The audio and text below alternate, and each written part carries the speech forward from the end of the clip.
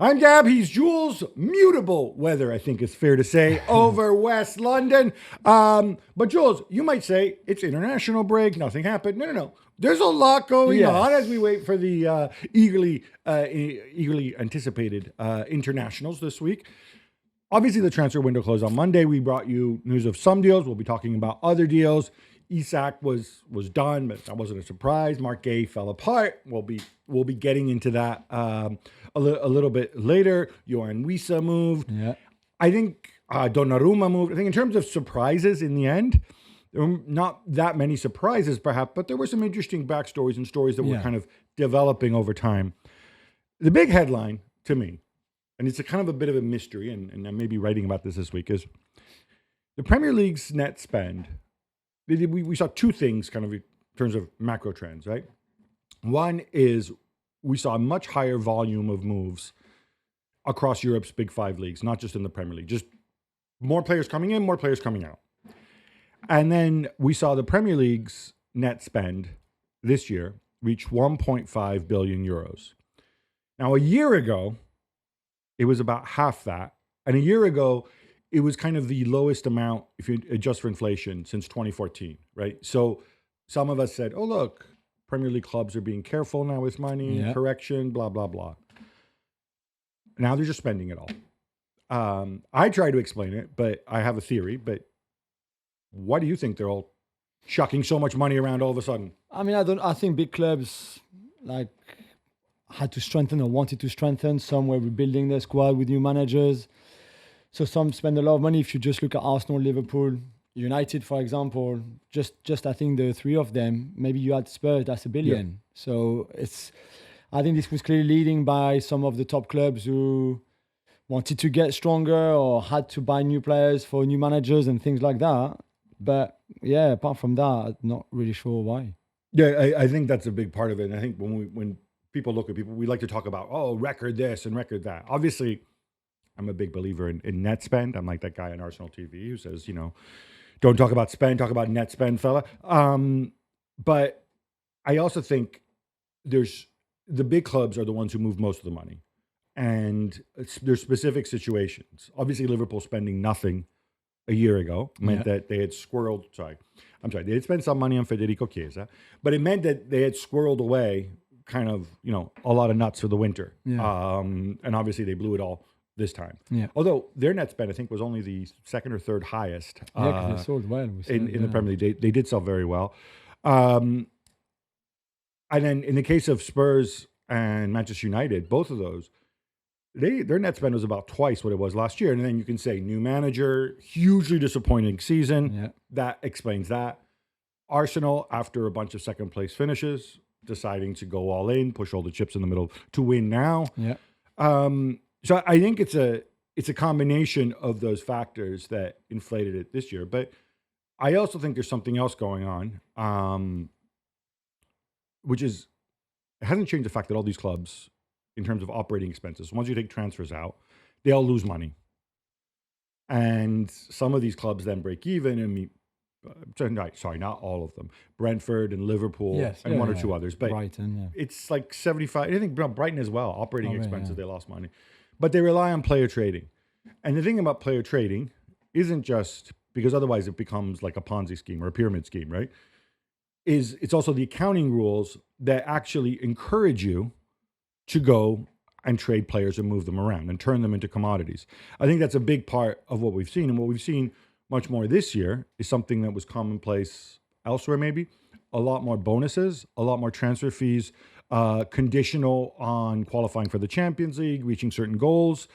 And also these loan with obligation to buy, or loan with obligation to buy under certain conditions. These are things that Premier League clubs didn't really do in the past. No, but I guess it helps you for your accounting because you sign him now, he's on loan, but then you delay the payment because of the obligation to buy next year. So it's almost like if you bought him next year, but you don't have to wait for next year, you can get him now, get the player now. What's interesting is you've got an obligation to buy that was before a fixed price. So regardless of what happened in the season, if the obligation to buy was 20 million, it was 20 million.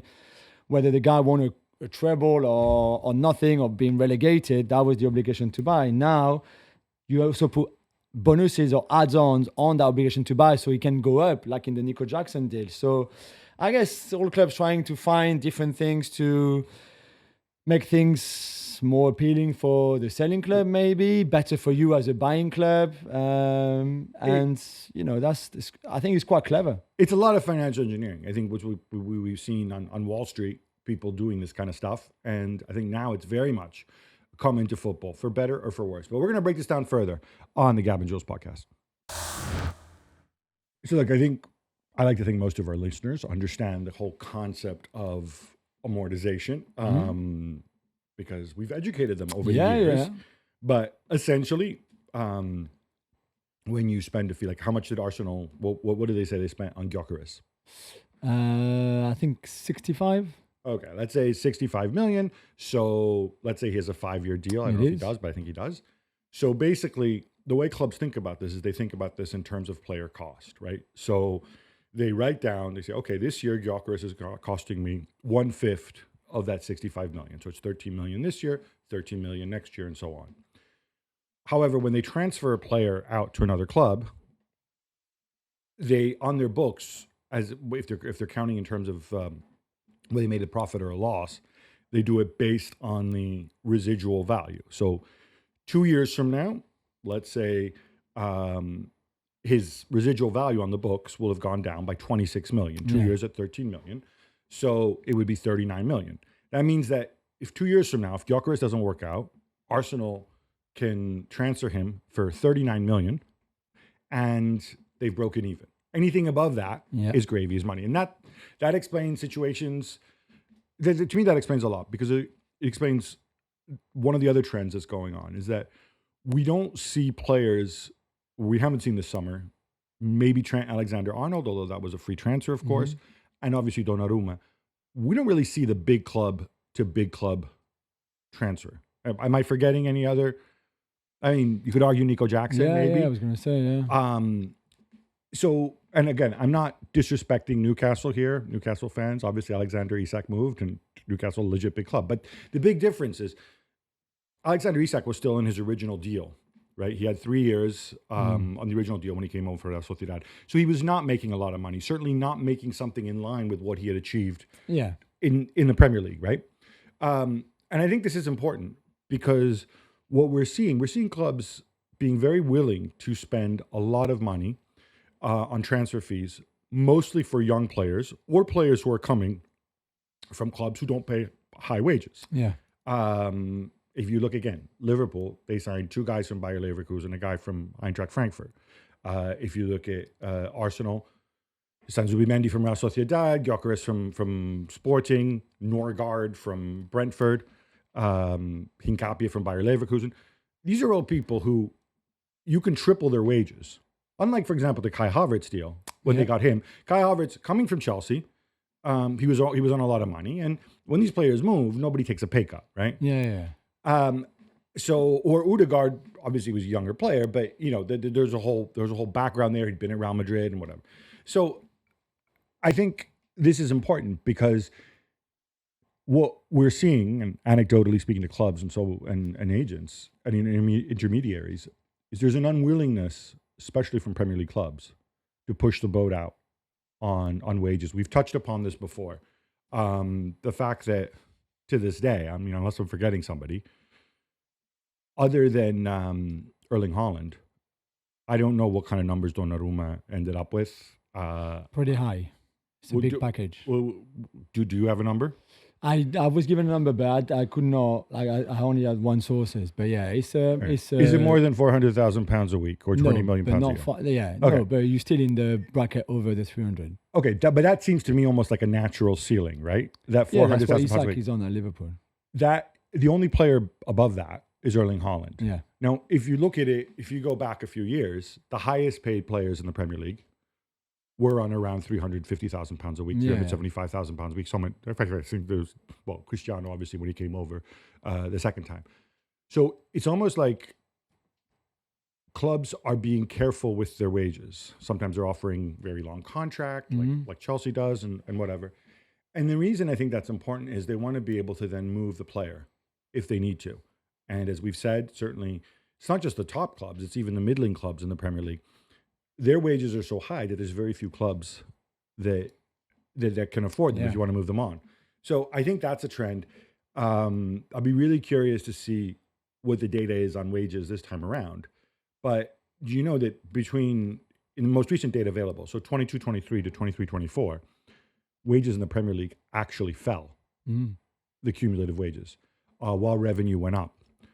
There's also a new television deal that takes effect this year, which I don't think is a great deal at all because they're giving up much more inventory and so on. But it's still, and it's a 4-year deal rather than a 3-year deal, but it's still a 5% uptick. So all these things, I think, put together meant that this year there was more liquidity in it. And it's just been really interesting to me that clubs have kind of held the line. I've talked before about Vlahovic and Osimhen and how nobody in the Premier League would touch them. Why? Because they're on enormous wages. Yeah. I don't for a minute believe that, I don't think anybody believes that either of these guys is substantially worse than Matthias Cunha or Gyökeres or Brian Mbeumo. And yet, and they're roughly the same age. Vlahovic actually a little bit younger. And yet, in the end, nobody would go near them because of the wages. And the big advantage is that, again, if Cunha or Mbeumo or Gyökeres don't work out, they're a lot easier to shift than these other guys. So I think this is something that's going to annoy players' unions, right? Wages. I mean, then you I don't know, if you're a player and you know you're not worth 400,000 a week, it's hard to demand 400,000 a week. So I think there's a lot of players in the Premier League right now who are very happy with their wages. If you get offered more, of course you take it. But I don't think any of those players would be unhappy with the wages. I'm not suggesting to be unhappy. I'm suggesting that the Premier League clubs have decided, and this has been a trend that's been oncoming. I think Chelsea have slightly pioneered this. In holding the line on salaries. And I think the main thing to remember with transfer fees is once you've commodified the players, once you've turned them into tradable assets as if they were pieces of machinery, which is the way our transfer market is set up, you can always profit off that. But wages are just a sunk cost, right? And they become more of a millstone, I think, around your neck. And other thing I thought was interesting, and maybe a guy who kind of epitomizes this, is Rasmus Højlund. And he's kind of like the full package, right? United spent a lot of money on him. Doesn't do well for 2 years. And then, but because he's coming from Atalanta, he's not on a lot of money. I'm sure he probably tripled his wages at Manchester United, but they're still relatively affordable. Yeah. Napoli comes in, and this deal kind of has every element of what we've talked about, right? The bonuses and so on. So Napoli structured a deal with Højlund where, not this contract, because this contract he's still on his United contract, because officially he's on loan, but the new contract that he would get if his deal becomes permanent is heavily structured in terms of image rights, in terms of bonuses and whatever. So he can make roughly the same money, if not more, than what he made at United. But it's all conditional on performance. Yeah. And then on top of that, to kind of protect themselves, what Napoli did is they paid a high loan fee. That high loan fee to Manchester United, between that and Højlund's wages for this season, United have sort of covered their amortization for this year. And then there's a condition where I think it's 40 odd million that they would pay, which would cover the rest of his amortization. So United don't lose money on Højlund. But then that's contingent on Napoli qualifying for the Champions League, so that Napoli from their end are saying, well, wait a minute, if we don't qualify for the Champions League, then we can't afford to make this deal permanent. So it's like we said, like there's this level of sophistication, and these guys are pretty much commodities at this stage. Yeah, they are. I mean, the contract that Højlund will get Napoli is the contract that every PSG player is on right now, that the club changed in the last 2.5 years. Really, Donnarumma was the only one left with the old kind of structured contract. And I think a lot of clubs are doing that. I mean, you mentioned Chelsea. I think they are pioneering a different approach to contract situation, whether it's the length and whether we agree or not with a 7-year contract, 8-year contract. It doesn't matter so much. It's just the way they want to do it to run their clubs, and I think that's in a way very admirable. Same for Napoli to do that. Even for PSG with all the money they have, I think it's still good that they just don't just splash the money in a not thoughtful way. And I think it's good that clubs, and they have to anyway because of all the financial restrictions that they can be under, to just think differently. Yeah, I think it's I with you. I think it's a symptom of the situation we're in. I just don't want people to look at this and kind of draw the conclusion that football as a business all of a sudden is suddenly sustainable because they're splashing cash around Europe. In the other four leagues, I think Serie A had the second highest. They had a net 1.2 billion spent. Yeah, but their net spend in the end, 1.2 billion. So it's a lot of volume, but in the end, the net spend I think was around 70 odd million. Yeah. La Liga, I think around 44 million, and then Liga and the Bundesliga both actually making a profit on this. So they didn't even have a net spend. Yeah. So I find net spend interesting because it's a really bad way to calculate the underlying health, but it also tells you a lot about the movement of money right now. And final point, which I think is worth making. The Premier League's revenue last year was just only slightly less than the second and third highest grossing leagues, which are La Liga and the Bundesliga, put together. And I think that kind of tells you why the landscape is the way it is. All right, enough transfers. Actually, more transfers. How about some quick hits instead? Let's go, Gav. Jules, it was maybe the most unexpected twist of deadline day, at least for me. Everything was agreed for Marc Guéhi to move from Crystal Palace to Liverpool, reported 35 million. He passes his medical. Yeah. He records his farewell message to the fans. And then everything collapses. Yeah. What happened? Well, I think what happened is that Crystal Palace could not find the replacement that they wanted, or more replacement. They signed a really talented young French centre-back, JD Convo, who comes from Bondy, like William Saliba and Kylian Mbappe, and very good, and they spend a lot of money on him because he's going to be that great, but they needed more body, more experience only. So they looked at Igor, for example, at Brighton, and a couple of others, and just could not make it before the deadline there. And I think Oliver Glasner, in an emergency meeting on Monday night, said, listen, if we let Guéhi go and not bring anybody else but the young Frenchman, then this is not good enough for me, and I would walk out. And it was either they took the money but lost the manager, or didn't take the money and kept the manager, and they took the second decision. Okay, so like just for me, there's a lot of things here that can only lead me to think that this is a major screw up from the clubs. The Glasner thing. Okay, let me ask you this: would you rather have 35 million pounds and no Oliver Glasner, or have Oliver Glasner and Marc Guéhi for 1 year? Yeah, Glasner and Guéhi for 1 year. Okay, I wouldn't. I would rather take 35 million pounds and take my chance on Glasner. So I don't think that was necessarily like the breaking point. I mean, I think all these things kind of come into it. The other thing is this story been going on all summer, right? About Guéhi. I mean, they knew his contract was going down. They knew they had offers. They had offers before from Chelsea and so on. So at some point, they knew that this guy's not extending his contract.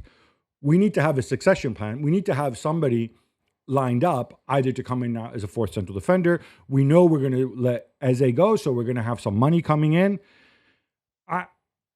I don't know. I mean, I think Liverpool have some responsibility in this too, but this is not a good outcome. Do we agree on this for Palace? I mean, they can still get some money in January, and for him to leave in January. And give them some time to bring in another centre back? Yeah, and sign somebody else then in January. Otherwise, and it would be a shame because that's the thing they didn't want, is that he could run down his contract and leave in the summer for free because he's not going to extend anyway. So I don't know if they were not prepared enough, if the final Liverpool offer that they accepted was too late in a way, because Liverpool could have come earlier and they didn't. And maybe they played kind of hardball, or maybe not. Maybe they were just waiting a little bit that the Isak things were sorted and then could look into Guéhi. But I think it's fair for Glasner to show how unhappy he was to lose yet another player with not the right replacement, because Convo is not the right replacement for Guéhi. So yeah, I think it's a strange one, but one that we can understand, I think. And Gab, you were banging on about Liverpool needed a centre-back this summer. And how big of a blow is this for them then? Again, we're talking percentages. So on paper, not a big deal. If Van Dijk and Konate are fit, and you've got Gravenberch who can slip into the back, and you've got Endo, I guess, and Jogo who was going to move but then stuck around. The issue becomes, what if they wear down? What if there's a drop in performance? Yeah. Konate still hasn't extended his contract, if I'm not mistaken, right? So you've got that nonsense going on. You've got Van Dijk who gets older, and you've got a bazillion games to play. So Gay was in the insurance policy. Gay also gave you leverage over Konate on his contract. And what it does mean is that you could find yourself in a situation where you're going to have to replace both center backs from scratch in a couple of years. That's not good planning. So whatever spin Liverpool put on this, we're relaxed, blah, blah, blah. And maybe they were right to hardball Gay. Maybe they'll get Gay on a free transfer next summer. But I think right now, this does not look to me like a complete squad at the back. Another deal with twists and turns, Jules. Nico Jackson is a Bayern player in one of those complicated loan plus obligation deals. Bayern will pay a huge 16.5 million euro loan fee. And then, if he makes enough appearances, they have to make it permanent next year for another 65 million. Yeah, I mean, Nico Jackson could cost Bayern up to 80 million euros, which I never thought ever I would say these words. I said it on the FC show on Monday night. I don't understand this from Bayern. He's not better than any of their current front four, and potentially even 5 when Musiala comes back. I don't think he's better than Gnabry in a 10. I don't think he's better than Olise on the right or Luis Diaz on the left, and certainly not better than Harry Kane as the 9. So he's coming to sit on a bench. I think this is an amazing deal for Chelsea, and well done to them. Really well done to them. Even from a Nico point of view, I don't really understand why going there to Bayern when there's so much competition. Bayern needed a body. That's what they wanted. They've been licked and tried a lot of other wide players / second striker, forwards, whatever you want. Could not get them. This looks to me like a bit of a panic buy from Bayern late in that transfer window, because it was either Nico or nobody else, and they didn't feel they could be with nobody else. But yeah, it's a weird one, this one, I think. I guess they feel that if he's terrible, then they just start sitting him on the bench, and then they'll only be on the hook for the 16.5 million. But I think we all agree they needed another body. True. But I mean, he'll be on the bench regardless anyway, certainly for now. Then let's see. But yeah, it's expensive still. And sticking with Chelsea, Gav, they also picked up Facundo Buonanotte from Brighton on loan and then left him out of the Champions League squads. This is related to their record fine from UEFA? Yeah, this guy doesn't have a lot of luck, does he? Like, he goes to Leicester, gets relegated on loan, whatever. And obviously Chelsea, a very close, long-standing relationship with Brighton because half the clubs seemingly work there. I think what this is and why the loan fee is 16.5 million is they needed to be able to register players for their squad. They needed to show a certain amount of profit, or there's another term they use, I think cost positive. Is really complicated, but there's a reason basically why Madueke left, why Nkunku left, and why Jackson left for the fees that they did, and why Chelsea held out so long to make it happen. All right, Jules, we're not done because we have more quick hits. Yes. Now, this had been breaking for the past month, kind of looked like slow motion car crashes, but Ederson leaves Manchester City for Fenerbahce. Donnarumma leaves Paris Saint-Germain for Manchester City. Jules, keepers, very good keepers. I think you actually said at one point Donnarumma might be the best keeper in the world. Yeah. Ederson didn't have a great season, but he was very good not that long ago. Yeah. They're just a lot cheaper and more fungible than other players. Yeah, I mean, depends on the context. Onana was not cheaper at 50 million. But yeah, in the case of Donnarumma with 1 year left on his contract and PSG putting him in the stands, for Ederson at his age, 32, and not much of a future at City because they signed 2 other goalkeepers, then yeah, of course, they're not going to go for 50 million like Onana did a couple of years ago. But yeah, it depends. I mean, the Dibu Martinez case is interesting as well because it would not have cost much had United signed him, or if Galatasaray, who seems to be still interested in him, want to sign him. So maybe there's something, but I guess it's maybe more the situation, the age, the contract, and things like that, more than anything else, really. Donnarumma to me to City simply feels like, okay, we had a different plan. We had a plan for Ederson and Trafford for this year. Yeah. Let him wind down his contract. Ederson will still be motivated World Cup year. But then all of a sudden there's this opportunity, and he's 26 years old. We can't pass this up. Yeah. I am surprised that nobody else had much interest in Ederson. And people can say he had a poor season last year. That's fine. But look at his age. Look at, He's 1 year from free agency. Yeah. And then he'd rather goes to Fenerbahce, a team that doesn't even have a coach. Yeah. It's weird. It's weird. It is. And sticking with Manchester City, Manuel Akanji joins Inter on loan, and my boy Benjamin Pavard is off to Marseille. Wise choice from Inter? Yeah, we were talking about the financial engineering, loans, blah, blah, blah, options to buy, obligations to buy. If you get to Akanji 2 years ago was a monster. He was so good. Last year he struggled. I don't think it was entirely his fault. I think partly was injuries. I think partly was no Rodri. Obviously, there's not going to be Rodri at Inter either. But I like his versatility. Pavard at Inter turned out to be much, much better than I thought he was going to be. Yeah. So hats off to you, Benjamin. A big contract too. So they got rid of a big contract. And that was, I think, but then again, Akanji's contract is not going to be that much bigger. Yeah. So I know, slot one guy in for the other. Newcastle announced Isak's departure with a very terse statement, Jules. No love lost there. No. To replace him, in addition to Voldemort, Nick Voltemade, they finally got Yohan Wissa. Yeah, finally. But they had to pay more money. We've said that through the whole summer. Their first offer was £25 million. And then there was another one, but still too far from the valuation that Brentford had for him. In the end, it was 55. And I think this is a hell of a wonderful deal for Brentford. And Newcastle wanted their guy, so they had to pay like they had to pay for Voltemade almost, not twice, but not far from twice what Bayern were offering. And when you think that João Pedro was their first choice, really, this summer, they just took a long time and to decide and make their mind up about João Pedro so long that Chelsea actually came with a slightly better offer, certainly for the player. And then he decided to go to Chelsea when he was happy a few days before to go to Newcastle. So I'm not really sure I understand exactly what the Newcastle idea was in terms of let's replace Alexander Isak because, Ekitike they really wanted and they just could not compete with Liverpool. But even Strand Larsen, at some point they could have had him. So what, if you sign Strand Larsen, you don't sign Wissa or no Voltemade, but then you pay all that money for Voltemade and you don't go again for Strand Larsen? It's just a bit hard to follow, I think, a club where there's no CEO and no sporting director. Let's not forget, as much as I love Andy Howe and I think he's brilliant, this looks like they struggled a little bit this summer. You nailed it. I don't think that they had it's too big a job for one guy, however much you like Eddie Howe and his friend Jason Tyndall. It's just too big a job to go and have all the ins and outs. 55 million for Wissa with a year left at his age is just beyond. It does smack of panic buy all over, frankly. Let's talk Emi Martinez now, Gab. Then we mentioned him a little bit earlier on the goalkeeper answer, but he reportedly agreed personal terms with Manchester United on deadline day. But then they opted to sign Senne Lammens from Royal Antwerp and not Emi Martinez. What happened? Well, Senne Lammens is very good, one of the best goalkeepers. Younger, cheaper. He won the World Cup.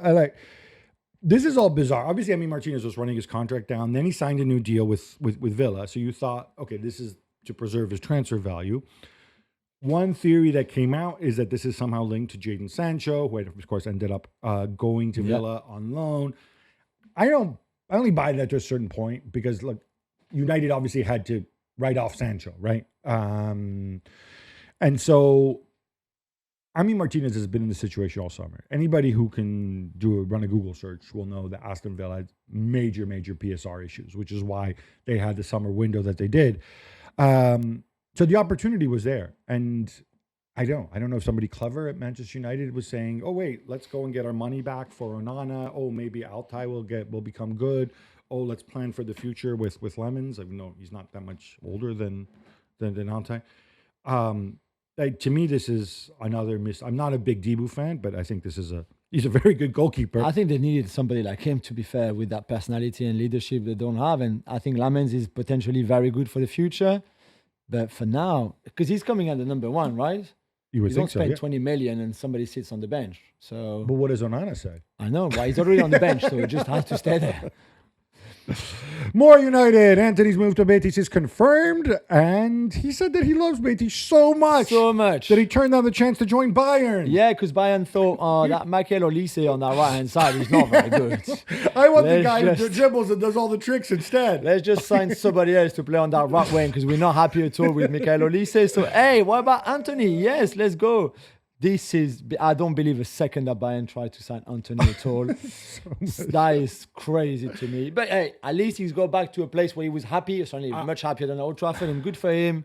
And for Betis, Betis fan loved him for what he did last season. Yeah, So. I think he was offered to Bayern, and Bayern said no. And they said, "Hey, Anthony, how about Bayern?" He's like, "Okay, yeah, maybe, but what about Betis? You know, what better weather." By the way, what we said before about amortization, 22.3, 22 million plus another 3 million. This is one deal where I do not think that they're taking a hit on, or they're not going to make it back, even with the magic of amortization. Yeah, even with the magic. Harvey Elliott has joined Aston Villa on loan as well with obligation to buy. Gab, you're a big fan, so you'll be happy to know there's a buyback clause. Okay, while I gave Liverpool's people a hard time before, the smartest guys in the room for, like, I'm saying they screwed up the Gay deal. Somebody screwed up the Gay deal. They didn't get over the line. On this one, I can only say chapeau. You've put together the most brilliantly, financially engineered deal, I think, in the history of mankind, because he goes there on loan. Villa have an obligation to make the deal permanent for a set fee. I think 35 million is what was written in there. But Liverpool have a buyback in case he's actually really good. Yeah. Presumably, it's, again, a reasonable amount. And then on top of that, they also get a sell-on fee. If Elliott's so good that suddenly, next year he signs for Barcelona to replace Lamine Yamal. I mean, if he's good for Barcelona, he'd probably be good for Liverpool as well. Exactly. But that's true. But, they'll have Mo Salah in that position maybe. So who knows? But yeah, well done. Jules, what happened to your boy Matisse Tell? Spurs spent a fortune to acquire him, an enormous loan fee for half a year, almost like a down payment on a permanent deal, which they signed. I saw 30 million mentioned, in addition to, was it the 10 million they spent before? Yeah, that's 40 in total. And now they leave him out of their Champions League squad?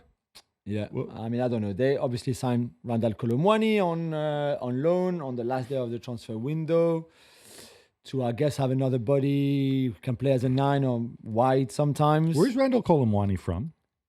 In terms of from PSG, is he Paris born and bred? Yeah. Matisse Tell is Paris born and bred. Maybe you can only have one Paris born and bred hybrid center forward winger guy. Maybe. And to be fair, it's not like if Matisse had been on fire so far this season, but I don't think Spurs have been either. But Solanke, Richarlison, Brennan Johnson, Odobert, Kudus, all those kind of guys, all the guys, Xavi Simons, who can play wide, and there's a lot, and we've said that already through the summer that Spurs were signing some good players, but a lot of players who played in similar positions or for some similar profiles. And Colomwani on top of that. Now, that meant no room for Matisse Tell because you also need space for other players in other positions. Yeah, and obviously I think they also have an issue with homegrown players and players under 21 who count towards the squad and whatever. So they had to make a choice. Now, and bear in mind, we're talking about size of squad. They left a bunch of other guys out because they're injured, understandably so. But Madison is out. Kulusevski's out. I think he's coming back in November. Yeah, Bissouma as well. Bissouma, I think they're trying to shift, and they don't seem to like him. Yeah. Which, fine. Dragocin as well. He's back in October. But then anyway, if you have 500 center backs, that's fine. It's to me, this is really odd. I can only surmise, maybe guess, that loan for Tell, they probably had some sort of opportunity to make the loan permanent, but it had to be by a certain date vis-a-vis Bayern, and maybe even before Frank came on board. Oh, so you think Frank doesn't want him, or didn't want him really?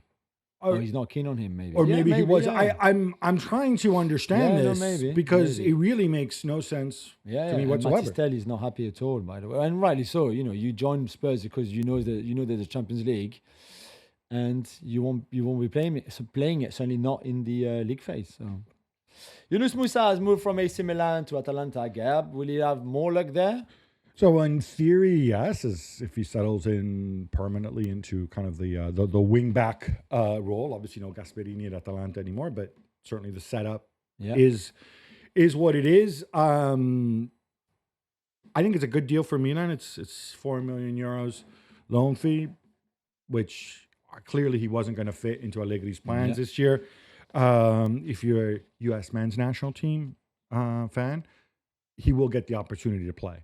Whether he keeps his position or not, I don't know. There's obviously going to be there's a lot of doubts over Juric about what Atalanta are going to look like post Gasperini. It's a 24 million euro option to buy from Atalanta to make the deal permanent, which I think is a fair price. Ange Postecoglou is on the market, Jules, and he's been linked with 2 jobs recently vacated by former Manchester United managers.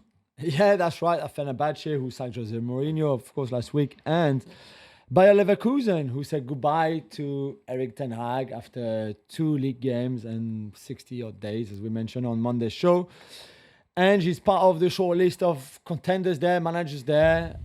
I mean, I would think that Fenerbahce is not the level that he would want, to be fair. For Bayer Leverkusen, it looks like it's such a strong transition and rebuilding job in a way with all the departures and the arrival, etc. I don't know how he would feel about that, but certainly Bayer Leverkusen is more of a standard, I would think, than Fenerbahce. Are you dissing Turkish football? You sound like Absolutely Jose not. Mourinho Absolutely not. dissing when he says, like, I reached more finals in the last 7 years than the entire history of Turkish So football. does Ange Postecoglou, by the way. Yeah, he's reached more. No, yeah, wait. Let's think about it. Ange Postecoglou One. won. Wait, in Galatasaray, so the Galatasaray Arsenal. Remind me who won that, because that is the Turkish football's other Yeah, one. 2000. Yeah. Right. So So Ange Postecoglou equals all of he Turkish quiz, football. yeah. But Okay. if you said like in the last 20 years, Ange has done more final than Turkish football. So you can say Ange, that. you're too nice a guy. You're not going to say that. You're not No, going to you're not. troll them. Yeah. Do you think he could take one of them too?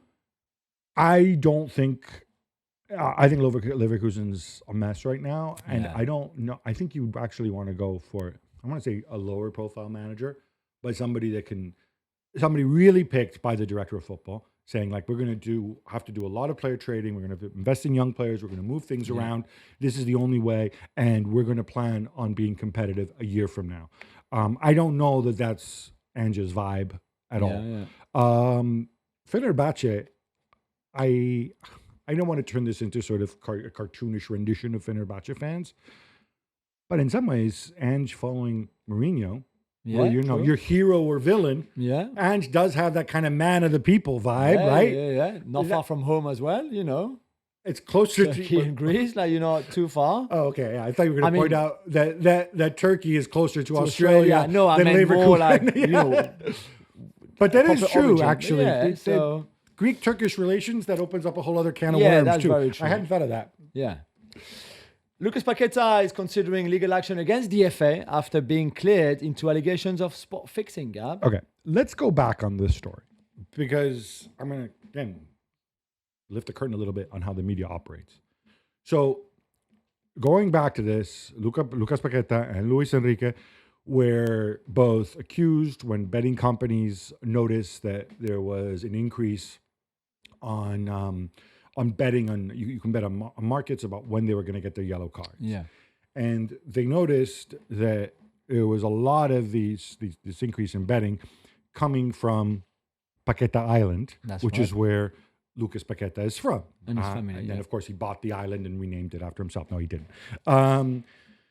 So this started this whole case. Now, the reason he won the case and or was found not guilty was, when you go back and they released a 314-page report. When you go back through it, you see there's a lot of things that don't really add up here, like the fact that a lot of these people who were betting on who were betting on him to get booked, they weren't betting large amounts. They weren't betting the maximum amount. They were betting little tiny amounts. So it's like people making like, $30 here, $50 there.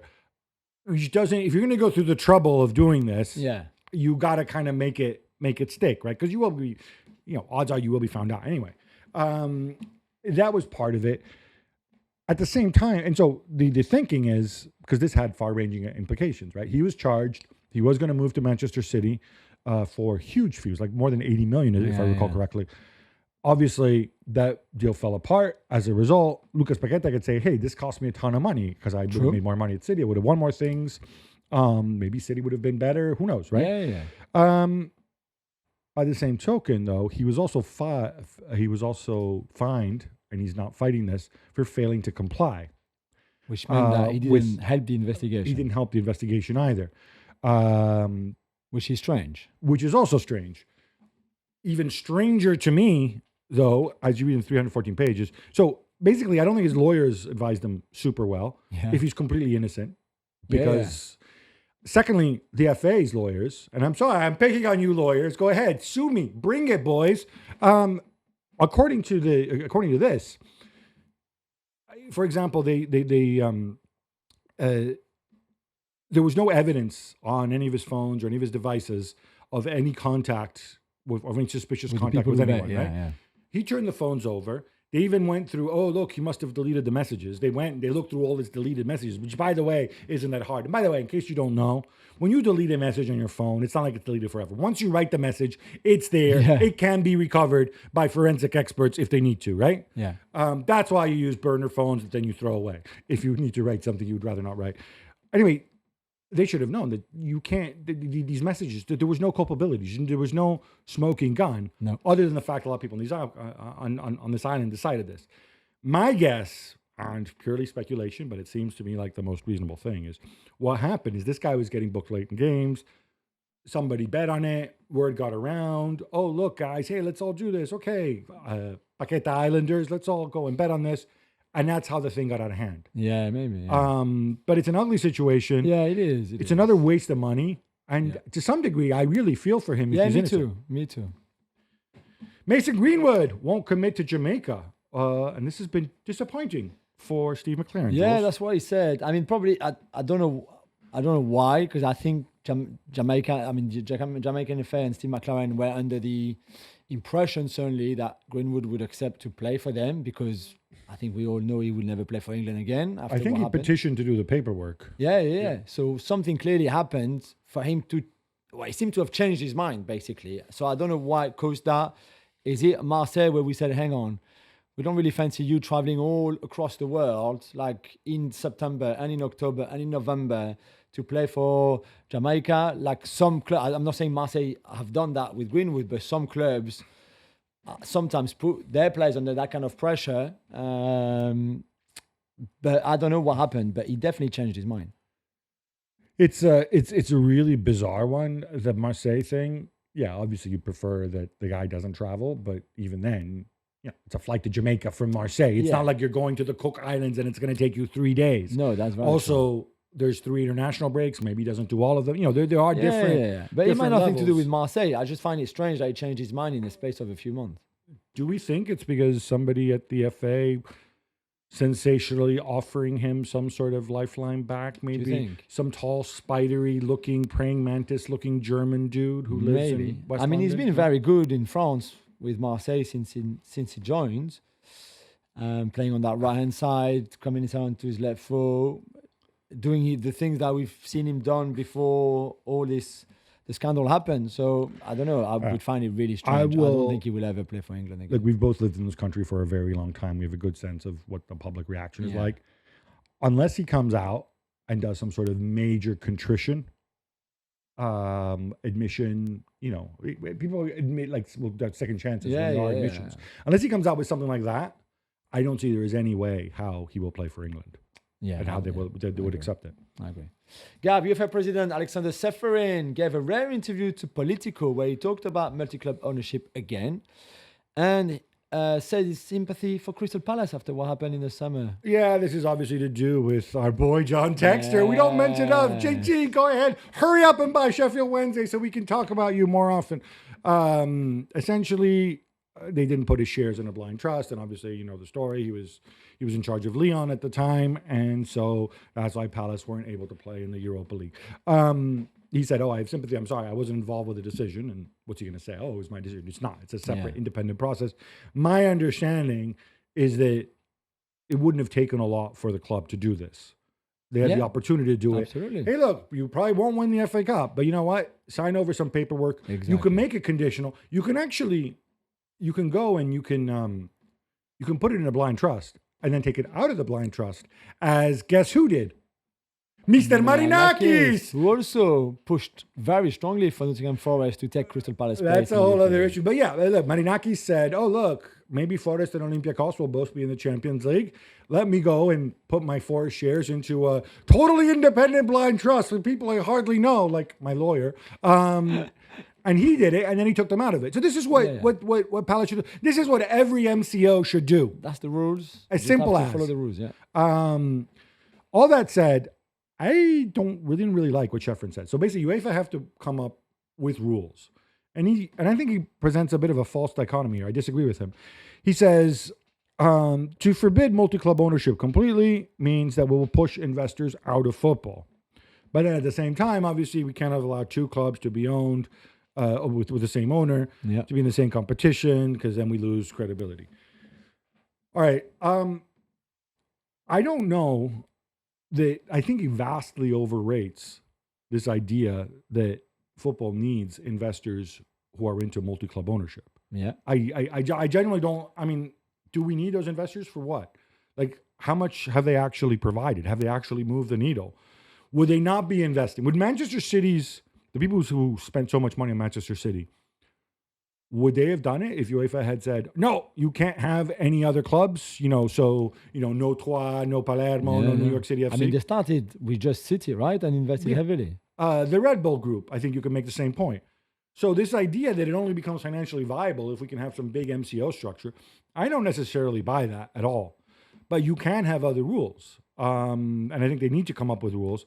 I personally don't like it. I don't think it helps the clubs locally, although I spoke to somebody in Monaco who did a big study on this and said that actually results-wise, and he was surprised by this too, it does move the needle being part of an MCO setup, according to their modeling, which surprised me a little bit.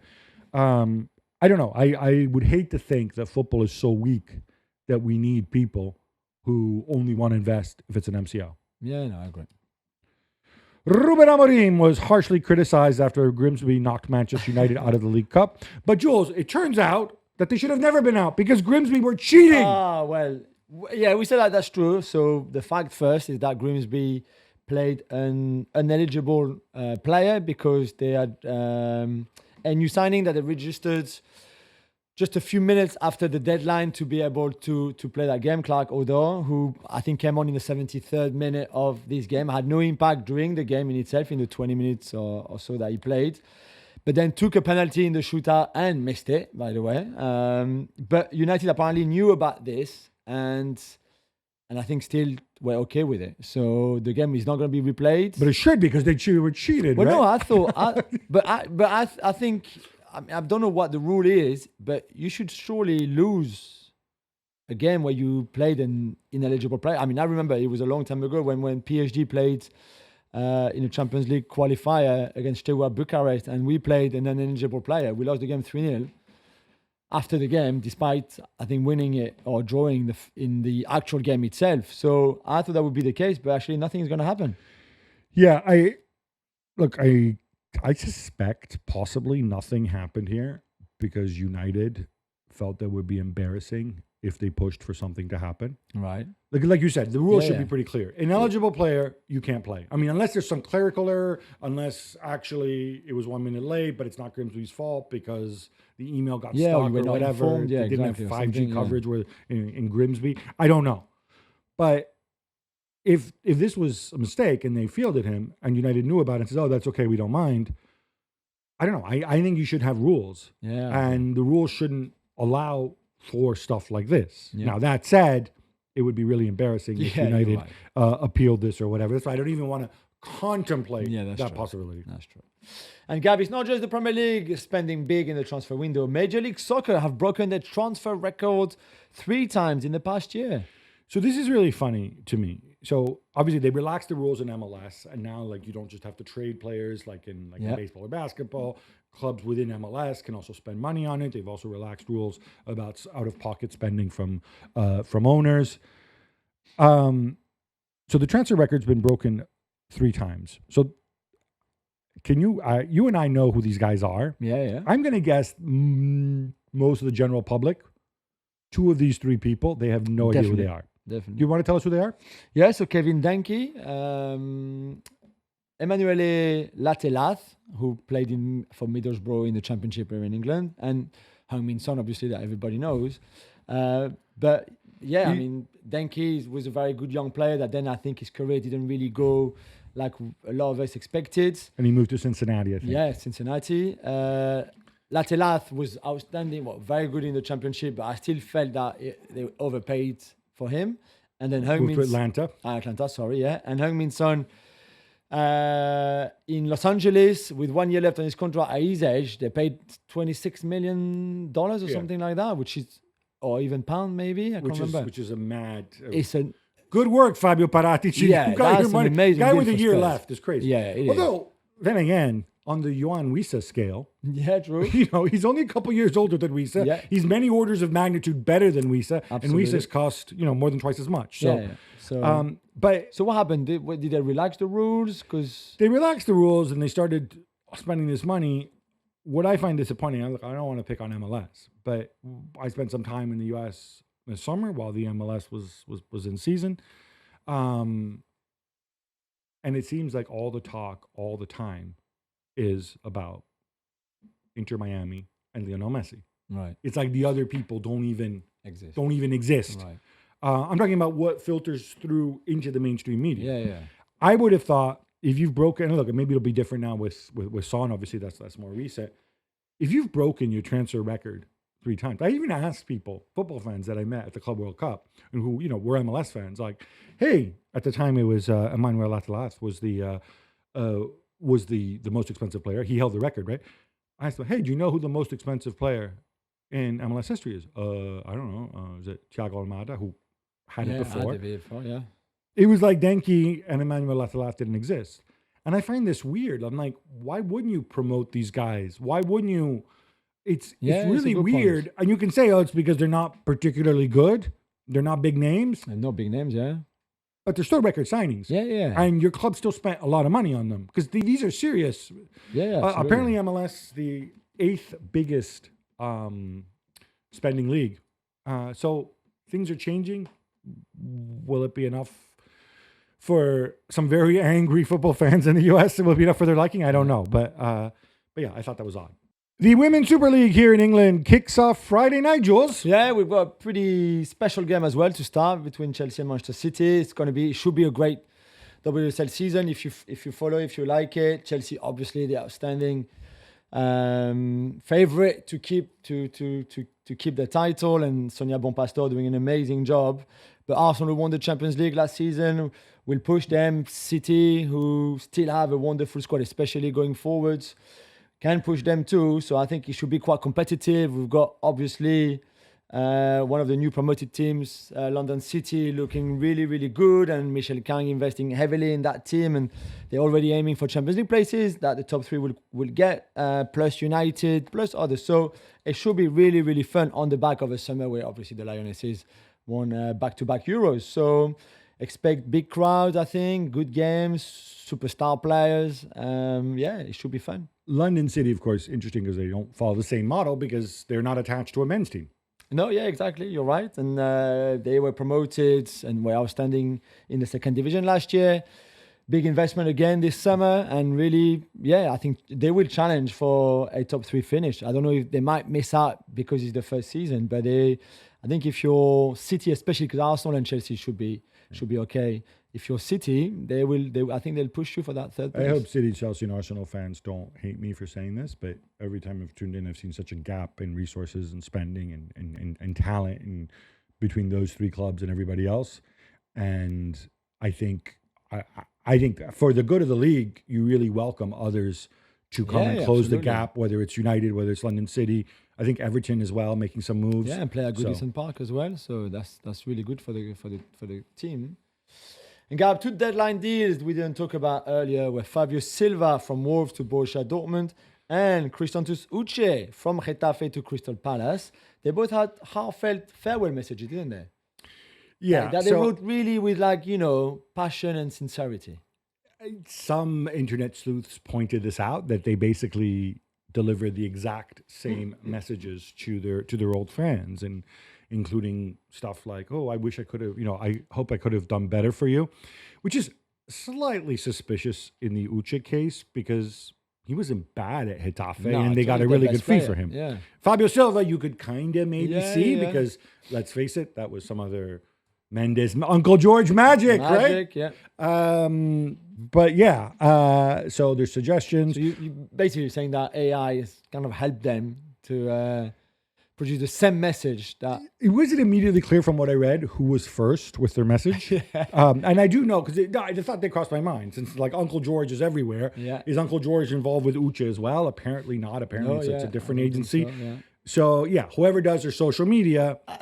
Again, Fabio Silva totally denies this. So maybe it's possible that whoever does Uchi's social media felt the need to, oh, look, where's a nice copy and heartfelt paste. message I can copy. It's not a good look, though, regardless. Not a great look for these players. Jules, this brings us to an end. But hey, International Week. We got some big ones coming up. So we're going to be back with you on Monday. Until then, love the game, love your neighbor, love yourself.